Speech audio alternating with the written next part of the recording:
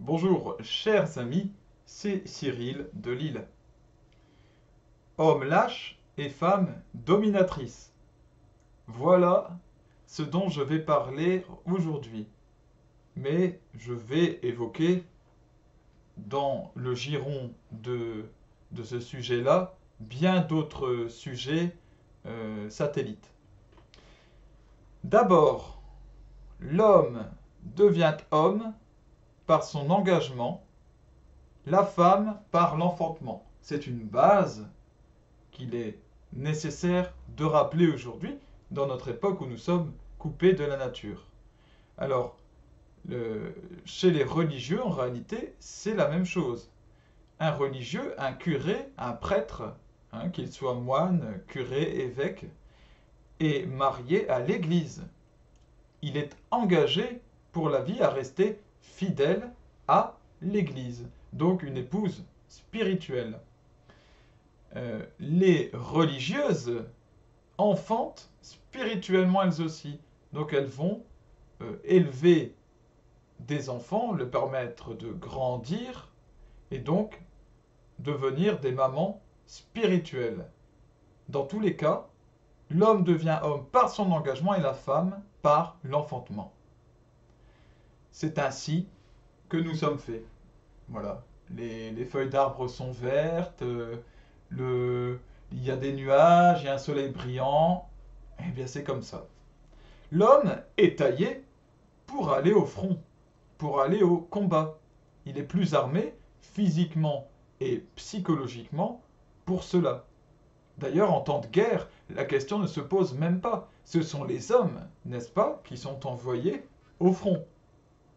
C'est un retour aux choses, aux vérités fondamentales. La femme est taillée pour prendre soin, pour accueillir. Les deux se complètent donc tout à fait harmonieusement. D'ailleurs, pour avoir un stéréotype qui représente bien chacun des sexes, eh bien, du côté masculin, vous aurez le militaire, et du côté féminin, vous aurez l'infirmière. Il y a eu nombre de couples qui se sont créés comme cela entre des militaires qui se retrouvaient soignés par des infirmières. La question fondamentale que se pose l'homme est: suis-je capable? Suis-je fort? Tandis que la question fondamentale que se pose la femme est: suis-je désirable? Suis-je attirante? Suis-je belle? Le mariage, c'est-à-dire l'union des chairs d'un homme et d'une femme pour n'en former qu'une. Je parle évidemment du mariage devant le Très-Haut, devant le Seigneur Jésus. Ce mariage, c'est la clé qui unit les deux personnes en un couple, c'est-à-dire un couple, une entité créée par deux personnes qui se complètent tout à fait harmonieusement et puis qui peuvent du coup engendrer naturellement une famille. Aujourd'hui, venons-en au sujet principal. De nombreux hommes ne s'engagent plus. Il y a une fameuse crise des vocations dans l'Église, de moins en moins de prêtres, mais je fais directement le lien avec la crise des mariages. Il y a de moins en moins de mariages, ou alors les promesses du mariage sont de moins en moins tenues. Il y a donc par exemple de plus en plus de divorces. Un homme qui ne s'engage pas, qui ne tient pas son engagement est lâche. L'homme, pour être tout à fait homme, tout à fait viril, puisque la virilité est noble, ce n'est pas du machisme, c'est différent. Pour prendre possession de sa virilité, l'homme doit être courageux. Et donc le défaut propre à un homme, c'est de refuser d'être courageux, donc d'être lâche. Parallèlement, beaucoup de femmes veulent prendre ce créneau laissé libre par les hommes et donc mener la barque, mener le bateau elles veulent prendre donc la place des hommes. Elles se désirent toutes puissantes. On le voit aujourd'hui à travers des slogans comme Mon corps m'appartient, moi aussi j'ai droit, moi aussi j'ai droit à tout.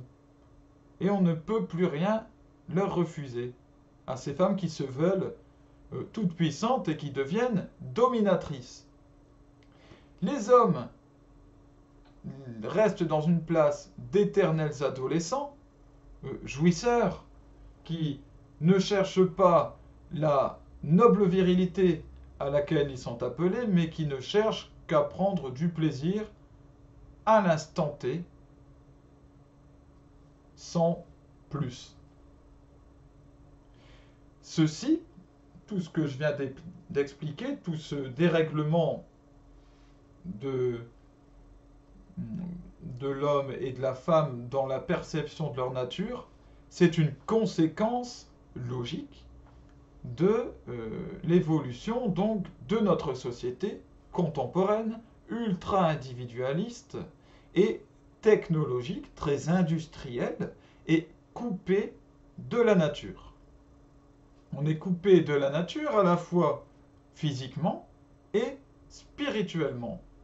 Chacun se jalouse, chacun veut faire ce qui lui plaît, sans chercher à comprendre, à savoir si c'est fondamentalement bon ou mauvais. Est-ce que ce que je fais, philosophiquement même, métaphysiquement, est-ce que c'est bon ou mauvais? Au lieu de s'en arrêter à juste ce que je vois maintenant directement à l'instant où ça arrive. C'est la question que nous sommes censés nous poser. Quel est le résultat? Eh bien, l'effondrement du socle familial de manière générale avec beaucoup d'effets, l'absence d'engagement, comme je le disais, les divorces de plus en plus nombreux, la procréation médicalement assistée, les techniques qui permettent en fait de développer la vie sans moyens naturels, en tout cas en détournant la nature. La GPA, donc la gestation pour autrui, le mariage pour tous, qui ne permet pas de fonder des couples, du coup, des personnes qui s'accouplent, mais des personnes de même sexe, donc c'est-à-dire en fait des pairs, au niveau de la langue française, c'est comme cela. Pour être un couple, il faut pouvoir s'accoupler, donc se compléter. Et la guerre des sexes, dont j'ai parlé et qui fait de plus en plus fureur. Tout ceci, évidemment, constitue une force antichrist. Et cette force antichrist n'est pas un jugement, un espèce de jugement froid que poserait le Seigneur, que je poserai moi à l'instant de cette vidéo. C'est juste quelque chose qui nous empêche d'être réellement heureux, tout simplement. Donc, peut-être que certains chercheront à faire interdire ma vidéo, à dire il y a une incitation à la haine. Peut-être que YouTube dira que cette vidéo est une incitation à la haine, parce que figurez-vous que j'ai déjà reçu ce genre d'accusation de la part de YouTube. Et j'espère que, en tout cas, vous aurez le temps de voir cette vidéo et de bien réfléchir à ce que je dis avant de vous engager à ce type de jugement et d'action. Commencer à aller dénoncer ou je ne sais quoi. Je ne sais même pas comment ça se passe exactement. Bref, que le Seigneur vous bénisse, mette la lumière sur votre route et vous permette de bien saisir l'évidence de tout ce que je suis en train de dire.